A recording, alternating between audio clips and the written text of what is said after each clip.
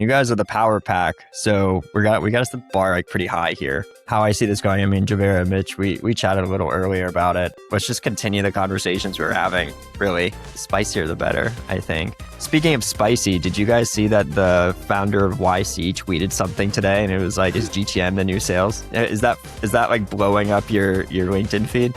It is. Yeah, Paul Graham, right? Yeah. Yeah, so I think he tweeted, LinkedIn's always a few days behind. I always recommend, I mean, I'm way more on Twitter, I'll be honest. But yeah, I saw that. He seems to think it's like a BS name, I think is basically his verdict. I mean, I agree, well, to be honest. You agree? You think GTM is a bad name for what we do? Yeah, I do. I think the problem for me with go-to-market engineering stems from the fact that it covers way too many things. And I think the reason it's covering so many things is because people are beginning to believe the ability to automate plus have agents inside Claude Code automatically equals infinite leverage, and therefore you can do all things. But the problem is that, I don't know if you guys saw this come out last week, but they estimate that like 90% of corporate AI use is happening in sync, aka a person is piloting the AI usage, not async, which would be scheduled tasks and things happening in the background, right?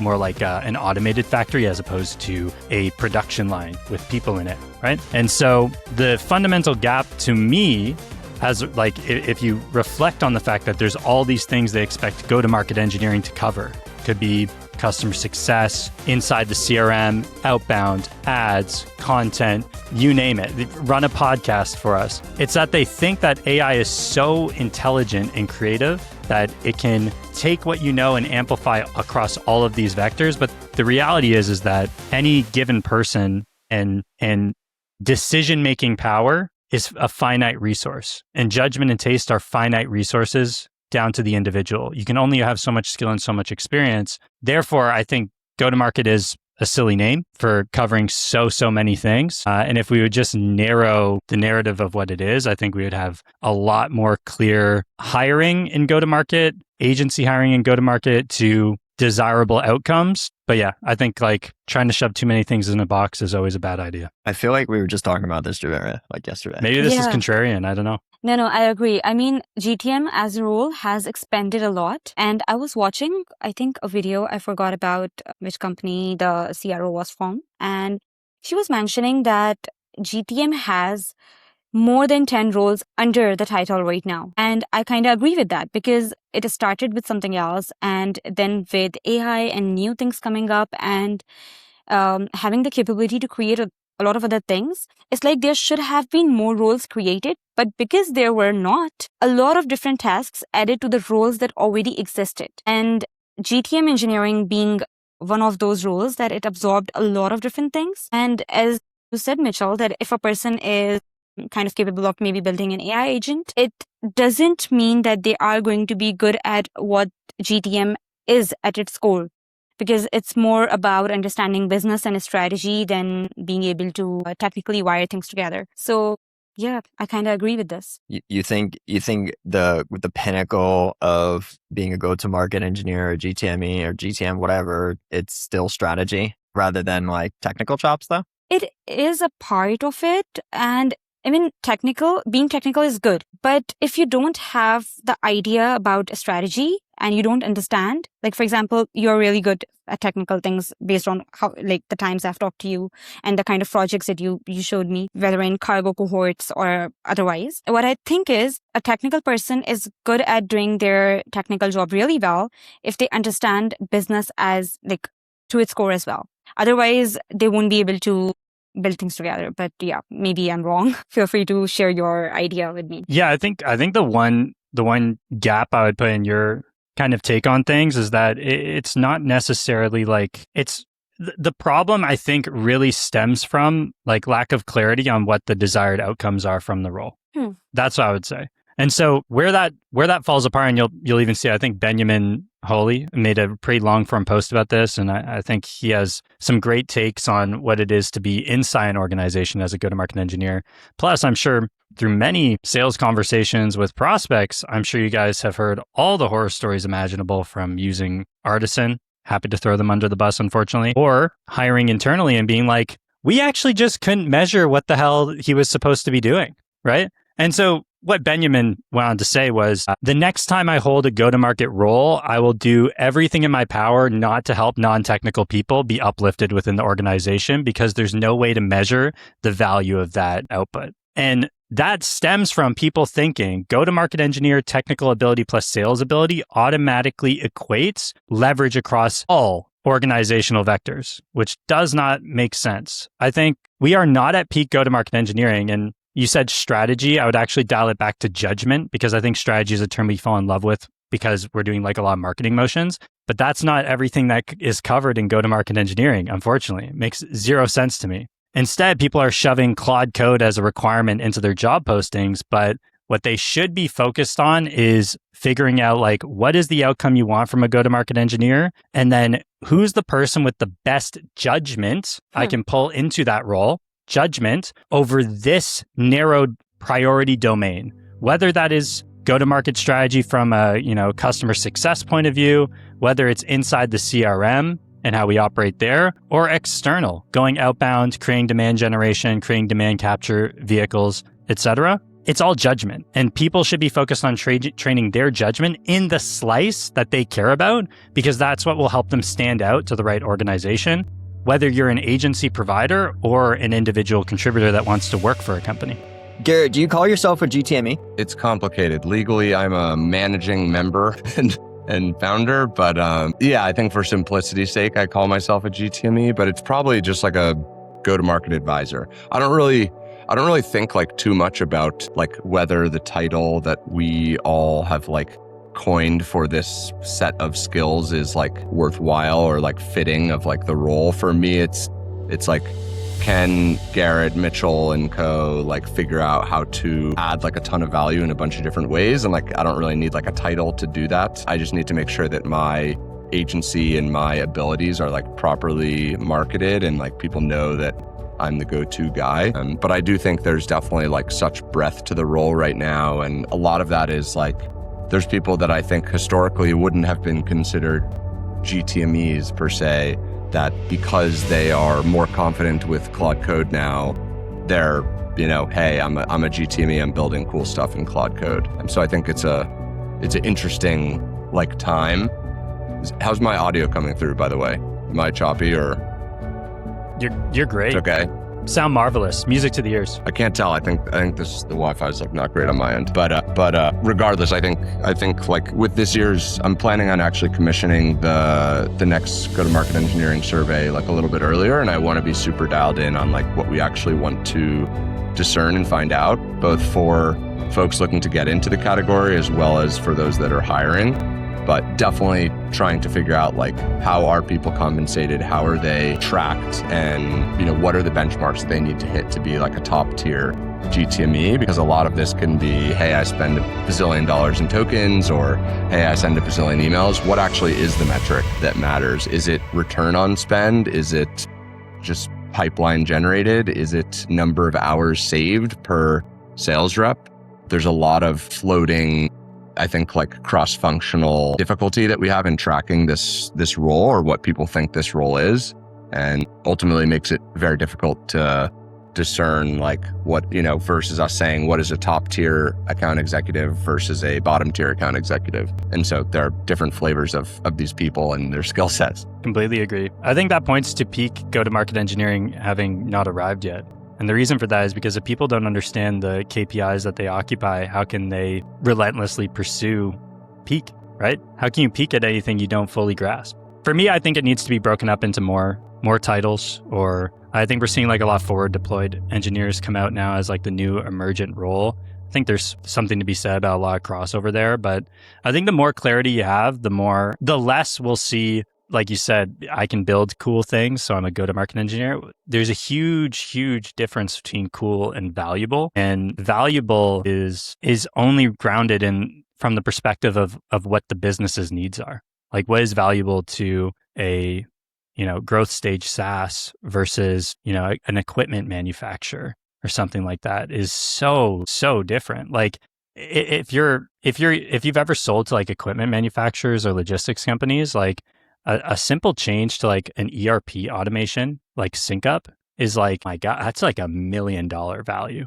Like just a simple little lift there, right? All comes down to judgment. In the world of AI, like people are like, humans are becoming less valuable. No, humans are becoming significantly more valuable, in my opinion. And the reason they're becoming significantly more valuable is because people want to, one, interface with humans, right? Not agents. And if you want to interface with humans, human time is the most finite resource there is. You select where your time goes very meticulously. Number two, if your time is occupied by AI slop, there's an unfair exchange of value there. You feel like you've been cheated out of your finite resource. And so human judgment and good human-to-human interaction is becoming the most valuable, which is why I would carry on to say that I think sales is actually the most valuable fundamental skill leading into a good go-to-market engineer, because sales revolves around the KPI that matters the most, which is let's get some fucking deals over the line here, right?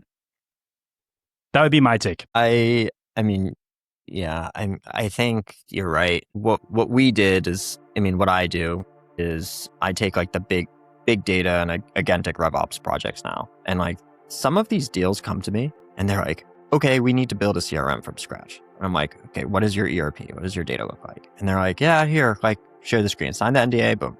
But it's like hours and hours and hours of looking inside of their system, asking them questions and doing this stuff. And they're like, yeah, like, why aren't you just pitching us? Because I don't know what the hell the problem is.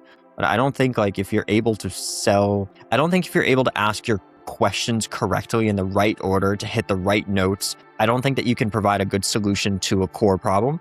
And I think like historically, I don't think we're at peak engineering. I think like Javeria, when you won the Clay Cup, that was like peak engineering. But I think like that was 1 year ago. And I think like now everybody has Claude and everybody's a co-founder to Claude, which is really funny. With my projects, it's like I literally sit with them for like 6 or 7 hours just to figure out what the root problem are. And then I put the proposal together. If anybody that has ever asked me for a proposal to like their problem or like outbound CRM or agent builds or anything like this, I just say, I was like, well, I'm not in the business of making proposals, dude. Like I'm in the business to do business, right? Like let me figure out what the problem is if I can help you.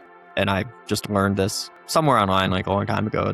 I think you guys are nailing it to say that sales is still important, but I think like questioning reality is still like what the judgment is still reserved for. Like, like I can come up with a strategy. Like I have skills in my repo. I'm sure you all have different skills in your Claude repos and stuff like this. But I think that's just different lenses. Like everybody has a council inside of their repo now, or at least I think you guys would. But I don't know. I'm like ranting. And I also think that people are not ready to buy from AI. I think selling a tool to AI to make its job easier is one thing, and having it do deterministic judgment over like a web page or like a product page or a service page to weigh the odds of like, yes, will this solution actually fit the problem that we're having? Yeah, that's fine. I don't think that for $1 million, $10 million deals nowadays, where I don't think that they're gonna do fucking PLG, go on a website and click, yeah, let me pay you $1 million, send me the invoice. I don't think that happens.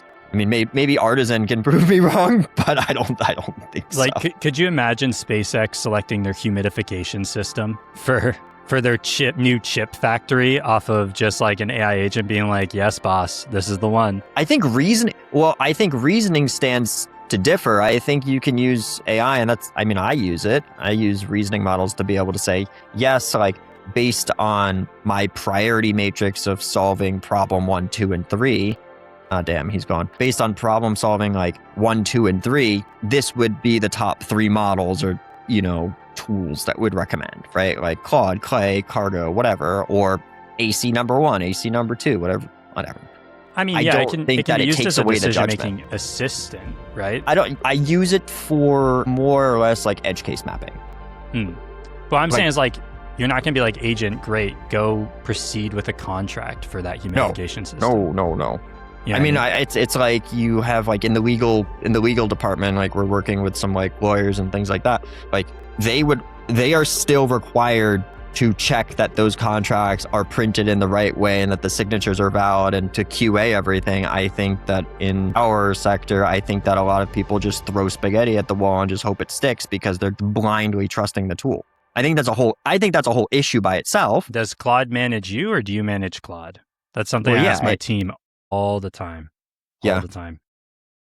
Yeah, and that's why I also tend not to like courses. Like I know a lot of people are like doing like YouTube courses where they're just like, and then it's like 3 months old. Like Javeria, we were talking about this. Like I want to record a course, and then you said to me, it's like, yeah, well, once you record it, it's out of date, basically, Yeah. because the True. industry moves so quick. So then that leaves who do you trust in the industry, in our industry, to be able to say, yeah, this is working, this isn't working. What is it rooted in, and what data do we actually have historically to be able to say like this outbound campaign works, or what is Jordan's model, the PVP matrix or whatever that we're talking about. Permissionless value proposition. Yeah. Like what works? Why does it work? When does it not work? Let's poke holes in it. It's just that I think there are new things almost every day. And one thing that I have been noticing is that everyone is so much in a hurry to have all the tools in their tech stack somehow. And that is also a part of things. And you have to understand that what you really need and what you don't need. And if what I have right now is working for me, then I will make an informed decision if I really want to transition to something else. And as Mitchell was saying, that does Claude Code run you or do you run it, is an important question, because using it mindlessly without knowing what it is doing, it is going to mess up everything. So even most of the things that I personally think a lot of models do right, especially reasoning models, they do it right because we use our logic. I think still, if I'm not giving it the logic it comes up with is not always accurate or the best. So giving it what it needs to perform better is very important. And you need to be there in charge. You need to know your tech stack. You don't need to have everything. You don't need to use everything to get the results. It is going to be something different every day, but I think GTM engineering has become more of an experimentation role where you have to experiment with a lot of things and then you let the data decide for you what's working, what's not working. But yeah, that's what I feel about it. How fast do you feel like you have to iterate on things though? Because for me, I feel like if I run an ABC test, I'm running it every 2 weeks. And if it doesn't stick, it doesn't stick. Then I'm going to rotate the campaign out. I'm going to rotate the angle. I'm going to test different copy. I'm going to test a different solution. I'm going to see a different tokenization. Like, are you doing it quicker than 2 weeks? Are you doing it every 2 months? Like, when do you, because I have a problem. Like Mitchell, you're so much better at this than I am, but I have a problem with context management. And not just context management, I have a problem with relevant recall of context in an efficient way. That I haven't broken yet. I'm not great at that. I'm really good at systems architecture, but trying to be able to pull back the right information in the most efficient way is something that is still evolving. And I look to people like online to like guide me, and I'm like, yeah, okay, ooh, like let's look at that progressive disclosure, amazing. I don't know how fast you have to test nowadays. For me, I don't know if this is directed towards me. I'm trying to answer some questions on LinkedIn as well, because I know they're not coming through to the Riverside. For me, tests are just volume-based. So if we get a throughput of anywhere from 1,000 to 2,000 leads, then we're going to move on and start testing something new. And the one thing I will say there is it comes down more to total bookings than anything else. So as long as we're getting one meeting over the line every 1,500 contacts, we're going to continue iterating on that. If we're not, we're going to pivot as fast as possible. And I think when it comes to like context around tests, I mean, it's an interesting question. I guess it depends on if you're leading with like a true offer to like make a transformation, or if you're leading with, look, there's this very clear pain in the market. Usually for me, it's going to be around like a new regulation, to be honest, depending on the market. And I figured out the fix, here it is, right? And you're just leading with some sort of value, or you're leading with pain. If you're going that direction, you're probably going to have to give it a little bit more time. If you're going the offer direction, you can spin up and keep changing offers like every 48 hours and just pipe through different tests, right?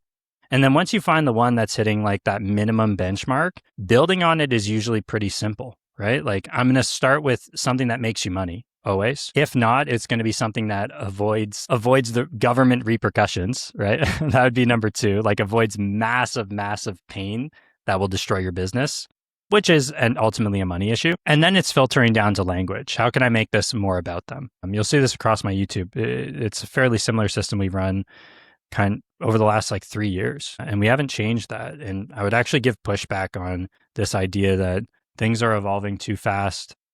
It depends on where your focus area is. If you're running outbound, the only thing that's really changing is how do you get into the inbox, to be honest. Like the strategies that work, they work in cycles for sure, right? Like things leave, things come back, right? And it's really just about what is the pattern interrupt right now. But the simple things hold true. Like, you want to position against the big bad thing. Like, if you're targeting a local professional home service business, let's call it like a commercial landscaper, you're going to want to position against getting leads from marketplaces that you have to fist fight over. You're just going to want to position against the big bad thing, right? And that holds true forever. You want to position against the big bad thing. And where do you find out what the big bad thing is right now? It's usually going to be Reddit. Tapping into Reddit data is super freaking valuable. And it's usually going to be third-party review locations, like Facebook groups where people are going to leave reviews on their experience with things. Avoid like company reviews. To be honest, like G2 reviews, I think are like fairly manufactured at this point. I'm sure you guys have received messages from friends of businesses that are like, hey, could you just leave a review here about how you feel, really about me, not my tool, right? So going to first party, finding out what's different. By the way, if anyone wants to do that, there's a great GitHub called Last 30 Days that will make it easy as pie to access everything there is to know about anything over the last 30 days. It'll give you a snapshot. And if you just put in your context of research there, you're going to find out some pretty magical things for your campaigns. And if you do that, you're going to sound like the market. And if you have an offer that corrects that issue, you're going to get interest. Like, I really don't think it's that complicated when it comes down to the message. It's just, how do you get to the message that's changing over time? And you could honestly be like Kellen and be very stiff to change and win really freaking hard because he focuses on judgment, taste, right? And continuing to nurture that judgment and taste. And ultimately, if he really needs to catch up at some point, it's a consult away with someone that's spent every day tirelessly staying on top of like the latest and greatest. I think if you don't have a good offer, you're just dead in the water though. Well, especially for email. That feels like a narrow thing to say because your offer comes out of the data, right? Like, your offer is the data, to be honest. It depends on the business and their ability to adapt, for sure. And there are businesses that are dead, but I think people think that like my offer is just like lead generation. Well, lead generation as an offer can be tailored in 1,000 different ways depending on who I'm speaking to. Like, saying I can get you clients versus I can say, like we were talking about this morning, I could say I can get you H-1B visa holding contractors for your landscaping during the busy season coming up. It's like, fuck yeah, that's exactly what I need. I don't need clients, right? I don't need new hires. I need these guys. So I think people need to broaden their horizons on what an offer is and what like it's not just like, I had a video about this recently. It's not just the Hormozy equation. There's the added layer that surrounds it, which is who's it for? And that's what takes something from like demand capture to demand generation. Yes. But like a Hormozy offer is really just something that you stick on a landing page and you then have ads that are tailored to whatever audience that Meta will like serve them up to. And then they hit the landing page, right? And they've already shown interest. They're going to get captured by it. It doesn't need to be super particular.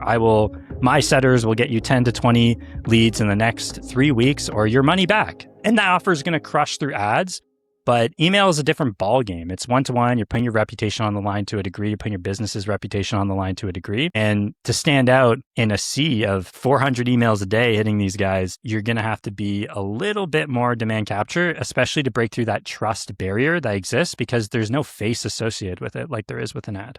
That's what I would say. Yeah, I think that the companies and plays that I've seen like perform best or campaigns that perform best are like, the teams that are leading into like marketing first and foremost. That was always like a big strength of Unify's, of Clay's, of like, if you can get your name out there, like there are like cross-dimensional benefits associated with that.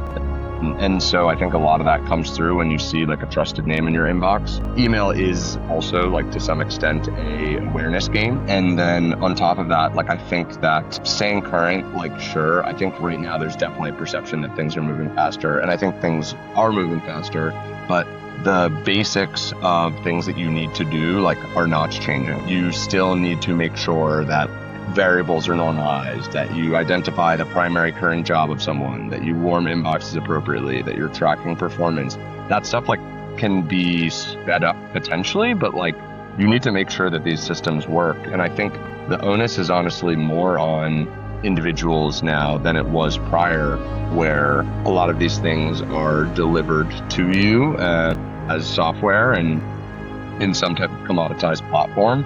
And now you have people that are saying it's actually on the user to actually interrogate Claude and interrogate these tools and say, hey, like this is a problem that I know that there's a non-zero chance that my system is likely to face.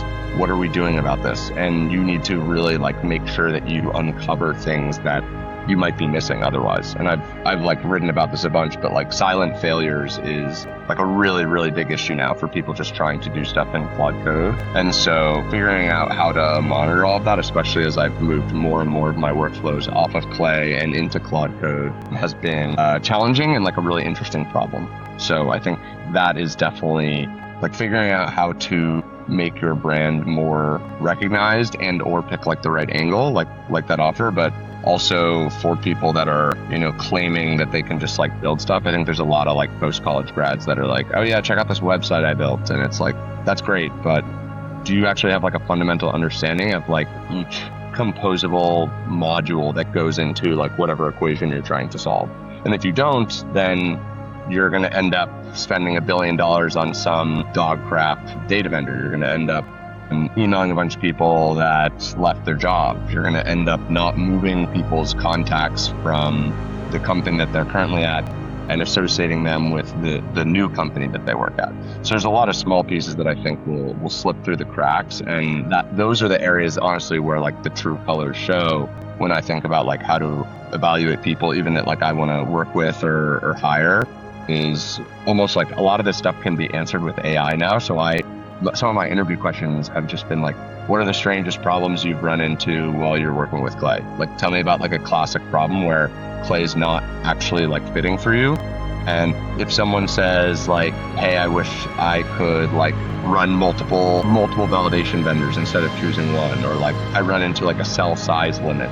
Those are the keys to me typically. And I'm sure a lot of that can be pulled off of Reddit and forums too. But like if you actually talk to someone about it, you can tell that they've been deep enough in the weeds to, I don't know if objection handle is the right word here, but like objection handled their own workflows at a level where you can tell they've been in the weeds a bit. Yeah, it's interesting that you asked that type of interview question, because when I interview people, when I mentor like prospective GTMEs or even people in the field and who I talk to, I just say like, what are you ambitious about and what are you curious about? And like, what is the one piece of work that you're really proud of? And what is the one piece of work that you're very technically proud of? And why are they different? Because for me, like I can be really happy building some architecture, but if it doesn't work technically, well, that's not great. But if I'm really ambitious about trying to solve that problem, well, I see no reason why the problem can't be solved.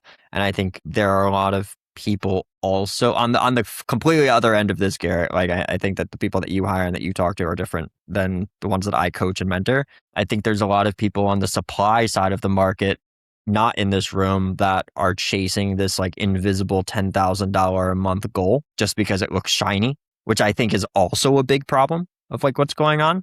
And this is like the great Clay Claude debate. I don't think that they're mutually exclusive at this point in time, though.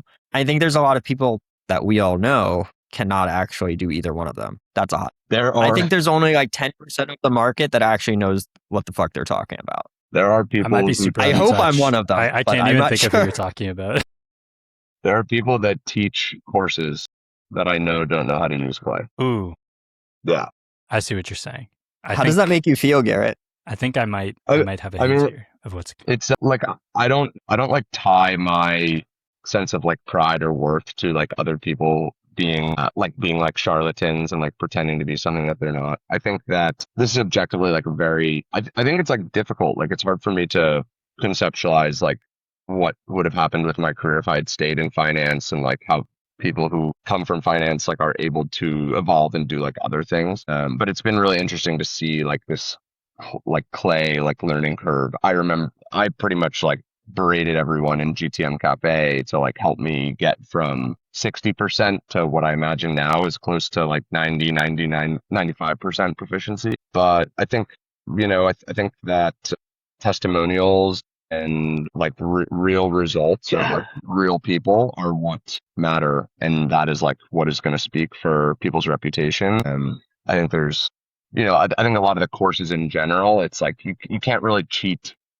progress. It reminds me of like the in game, like I'm like a little bit of a video gamer. So like when you can go into like Fortnite or whatever and buy a bunch of things to like accelerate your like you get the best weapons or whatever. It's like you kind of just need to like be living in the tools to actually be proficient with them. And taking a class for like a bunch of made up scenarios, like that doesn't represent any real like deployment or client engagement. It's like how do I circumvent this problem? What bug did I run into, and how do I need to think about it a different way? It's like much more iterative and like running around in circles, and it's not always like as linear as, hey, today we're going to learn how to like run sources of people, companies, and signals, then we're going to step into qualifying them, then we're going to enrich them. It's like it would be amazing if it were that simple, but if it were actually that simple, AI would fully do it. And I think we're moving in that direction, but I think there's plenty of reasons to say why that's further off than we might think. I think it's very far off,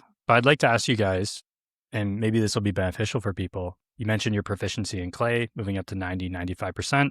What do you think is the number one skill to be building right now as a go-to-market engineer, if you're interested in getting into this industry, or this role, I should say? My take would be to develop taste, to have an idea how businesses are different and what you need to do. Because as Garrett was saying, it's not one template that you can apply on all clients. And whenever like we are starting a new project and we are talking to clients, I always think, even if they're in the same industry, it's not the same. Every project is different. Every project requires separate layers of research. And then you figure out what should the intelligence layer be looking like for this client? What should the data layer be looking like for this client? Do we need to use Clay? Because for every client, Clay might not be the best solution. So do we need to use Clay for them? Do we need to use something else? What would our data providers be? You can't be using the same data provider for everyone across the world.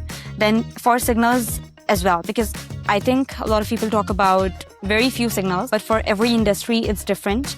And the campaigns that I have seen performing better are the ones where we have this idea of what is the right signal. And if it shows this is the right time, then who is the right person to talk about this thing?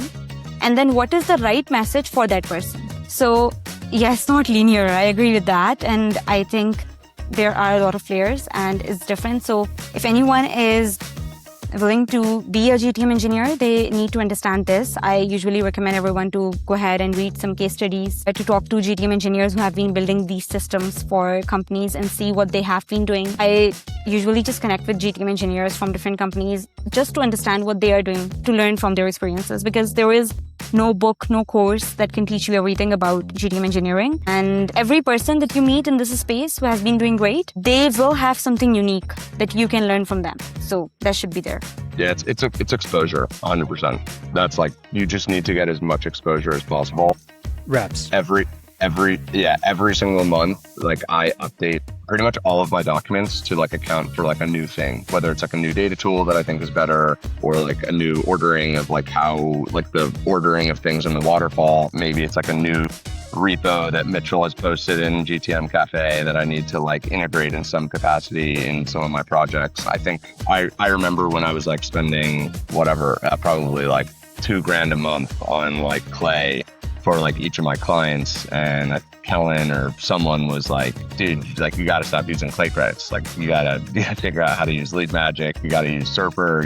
And so it's, I feel like that was a big evolution for me of like, okay, we figured out how to get the work done, but now let's like rein in the costs. And then, now I'm getting like even more creative with things just because I know that Claude can help me do things in ways that, otherwise I'd be doing with like AI within Clay. And I'm sure their workflows product will allow you to build code nodes and all of that fun stuff. But I think it's exposure and reps is like the differentiator here. And if you're working on, like not real like deployments that are active and in production, I think it's just like it's not going to like help you push the ball forward. And so for the people that are trying to jump in, it's like offer to help for free.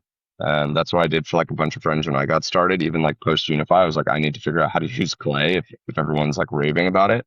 And then, I mean, some of my initial engagements were like very, very, very small fractions of like what I think I can charge now. And that's because I wanted to like try to provide value and learn and do something of value to people that might not have access to it otherwise. And so trying to, you're never going to come out of the gate being like the most well-paid person, and just trying to give yourself leeway to do someone a favor price wise and also give yourself the ability to learn a ton. I'm going to say probably the number one skill that I learned, or at least that I think people should learn about getting started with Clay, or at least in the industry, is just like understanding limitations and how they apply to things in different manners. And I'm not even just talking about like how to use Clay. I'm thinking like more of like what Clay could not do 4 months ago. Like, okay, a few months ago, now it's 50,000 rows. Okay, now they've removed it, but now they've added CLI access and they've added all of these different things. That was a limitation before. Okay, if we want to get really fancy inside of things, how do we constrain models or like LLMs to not go and hallucinate? Let's learn about temperature controls. And I think like this is fundamentally the hardest thing to learn because there's so much knowledge that surrounds everything. But it's the number one question that I ask to the companies that come to me and they say like, well, like what about HubSpot? What about Salesforce? Well, what about something custom or like N8N or something? And I just tell them, I was like, well, yeah, you can use it, but you're going to be limited in this regard. Here's an alternative solution. Like here, weigh the pros and cons. And I think like that comes with reps. That comes with understanding, like being in the shit, digging through the shit, trying to figure out what actually does work versus just looking at the new shiny object that everybody is talking about on Reddit. Of course, like it is a shiny object because it's like a good tool, but it is definitely the number one skill that I look for when I like start to judge people. It's like, are they able to understand and articulate through their reasoning on why something would not work, including why their own strategy would not work? Because I would be the first one to admit, be like, yo, I fucked up. I dropped the ball on this strategy. Like, we're going to have to pivot. Here's why I think it's going to be better. Here's why I think it might work. Here are my hypotheses. I think just having that self-awareness, even awareness to be able to ask the question of like, what is this tool good for? Okay, everybody will say what it's good for, but not a lot of people will actually outright say what it's not great at. Again, like it's you versus the big bad evil, like the gospel, you know? But I also, on that note, I don't think that there's one solution to every problem. I think that's a bad way to look at things, especially in this market. Like in any market, like with math, yes, there's one correct answer, but in science, there might be multiple ways to get there. This is engineering. This is not like, you know, throw spaghetti at the wall. I think another thing that I would like to add to this is documenting whatever has been done for the GTM motion. Because I remember when I started back in 2023, anything that was being done for GTM or in terms of GTM motion, nothing was as much documented as we can right now. Having the data in a way that it's accessible and where we can look at it and we can see this is what has been tested, it didn't work. So we don't need to repeat it again. And now we need to move forward with something else. Documenting the successes and failure in the right way is also very important. And you said somewhere about context and trying to fetch the relevant parts of the context is also part of it, where you we have to think in terms of like, okay, this is what I have tested. This is what didn't work. How do I edit in my context that when I build the next strategy, it is automatically available over there that I don't need to use it again. And now I need to think about something else. Or I mean, like, for example, after 6 months, now you know what worked and what didn't work. At this time, the data that you have about what worked, you just need to double down on that. And it's the easy part. And your percentage of experimentation should be more on doubling down on what worked than a small percentage on exploring new stuff, looking at maybe some other strategies, some other signals, or some other things that you want to build around it.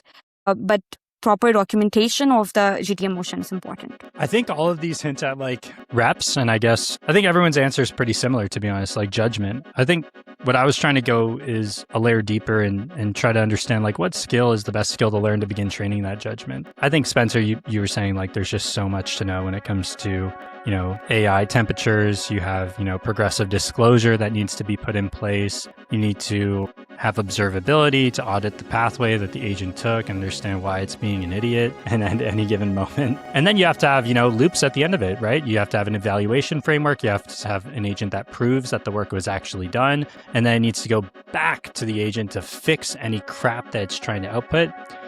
This is awfully complex. And I don't think that you need to understand that depending on the lens of go-to-market engineer you are, right? I think it's super important for what you do, Spencer, and what you do, Javeria, and in many ways what you do, Garrett. But if we're just talking about like a go-to-market engineer that generates leads, I would bring it back to, I would even go one layer deeper, like below sales, and just the ability to talk to people with some level of emotional intelligence and guide a conversation. Like, I actually think that's layer one of go-to-market engineering. And the reason I would say that is because even when I was a total doorknob, to be honest, when it comes to technical ability, because I really dove into this with zero technical background. I think where I won was my ability to just interview clients effectively and extract their latent knowledge that they have over their market that AI is never going to have, and make that a unique advantage. And the ability to guide those conversations, yes, but also pair what your client says with what like the latest and greatest research tells you.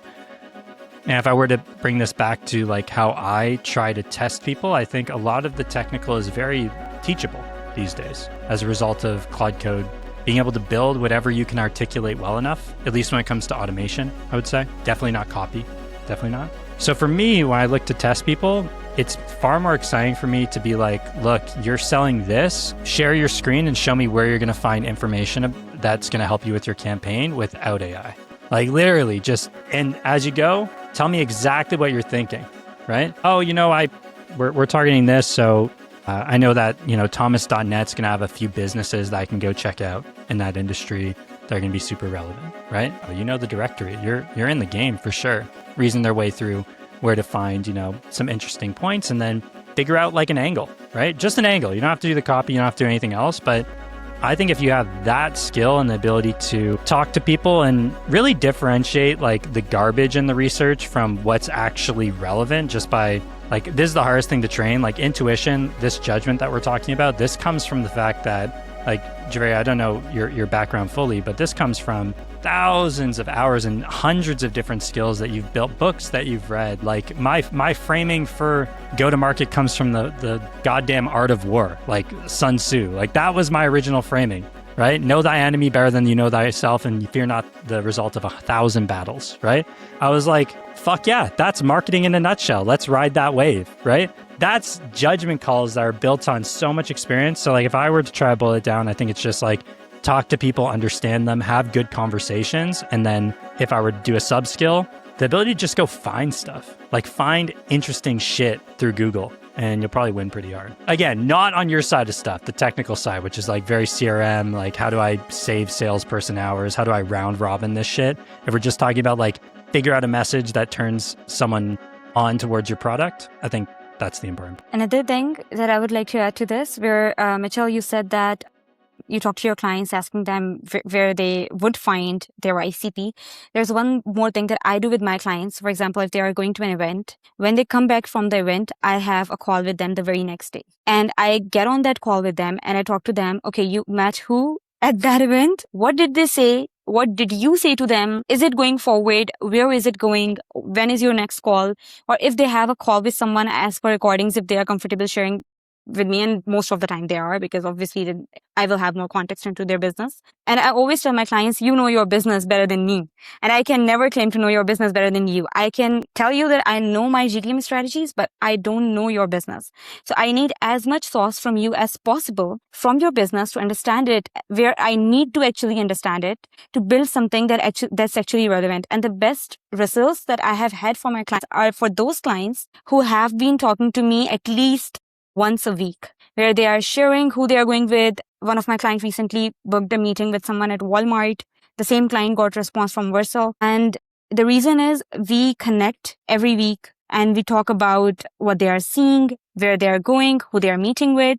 And looking at their business from their lens teaches me more about their business than I can ever find from Claude. So that is really, really important. I love that, by the way. And for anyone listening, like that is, if you want to figure out how to have like a zero churn business, that's the recipe. Like that, my God, you're at an event last week. Oh, you had a dinner like at the event? Let's go through like what you guys discussed on the dinner, right?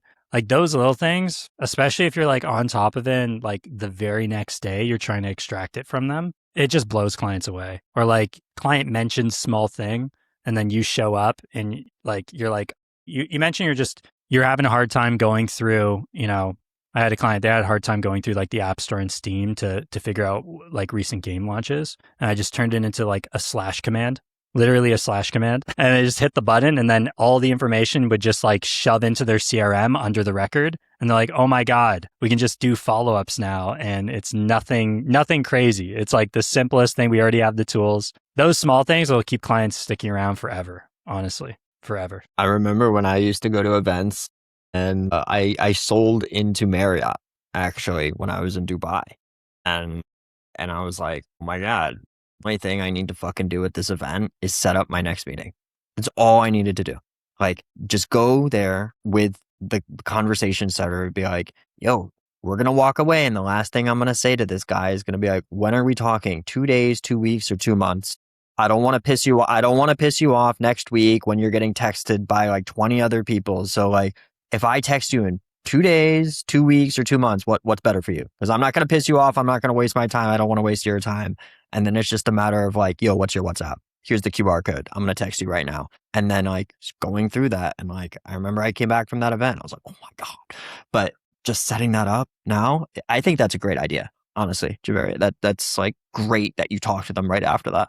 Not even the pre-event. I think the post-event, that's great. I'm going to steal that from you. And Spencer, that's the human element that like anyone can win on. Like what you just said there, it's the human element, 100%. Actually having empathy. Like I was on a call yesterday and like the people on the call were like clearly rushing into a decision. They're like, I'm down. Let's do the $5K a month package. Let's rock. And I was like, whoa, hold on. Let's actually pause here and look at, so you guys said you spent the last month talking to a bunch of people. Like walk me through like what happened there. And like, yeah, we've got, 11X, we've got Artisan, we spoke to this other agency, so on and so forth. I was just like, did you guys figure out if you even want to own the system or outsource it? And they just froze. And I was just like, okay, so let's start there. Let's go through like why you might want to own it, why you might not.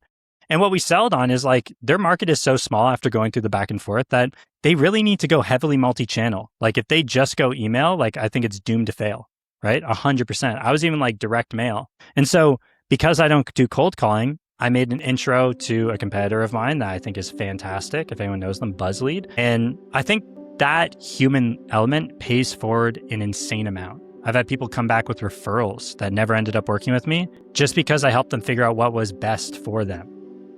And I think that needs to not be forgotten in translation with all these KPIs and, shoving meetings down the throat of certain people or, I'm going to pick on Artisan again, or locking people into insane contracts that you cannot escape. The Zoom Info kind of protocol as well. Just going to say Info. Like it's going to catch up to you. Like I think if you focus on the human element, you win. And I think this is... Actually, I'll pay homage big time. This is something Kellen Caspear absolutely taught me early on in my journey. I think another thing is that if you tell your clients that you own everything, I always tell, like whenever I'm on sales calls, I tell them that you own every piece of work that I'm doing for you. Whenever we part ways, whether you don't get the results or you want to bring things in-house, I will transfer everything to you that is with me, and other things I'm already setting it up in a way that you will be the owner of it. However you would want that data, if you want a customized database, I can build a super base for you, I can hand it over to you. And if you want to bring someone in-house, I will make sure that after 3 months, 5 months, 6 months, whenever you want to bring someone in-house, I will not only transition things to them, but I will give them a week or 2 weeks or even a month. They can always reach out to me on Slack, on WhatsApp, anywhere, and ask about anything that they don't have access to or they don't understand. They can spam me on Slack at any time before 5 p.m. or else the wife will get mad. That's my go-to line. That is good. My husband is my business partner as well, so he can technically get mad. But he is much better than me in balancing work-life because he is a video gamer as well. He just values his personal time. But I think for clients, this is always good. Even sometimes I sign some deals where I know the client has already told me that we are building it with you because we have no idea about how to do it, but eventually we want to build it in-house. And when we take those deals, it's already decided that after a few months, I will help them transition, find a GTM engineer, train them or whatever. But I think the way you build a business is by being human and by thinking best for your clients. At a point, it's not about money, it's about providing good service. And money is just a side effect of good work. So if you are determined to do good work, money will never be a problem for you. I think this is a good advice for people who are starting in this space. Just try to put up good work. When I started, I did free work for some people as well. And they are still my clients. So it paid off. Couldn't agree more. Anything else anyone wants to finish on? Or I think that's a perfect note. I think that's a pretty good note.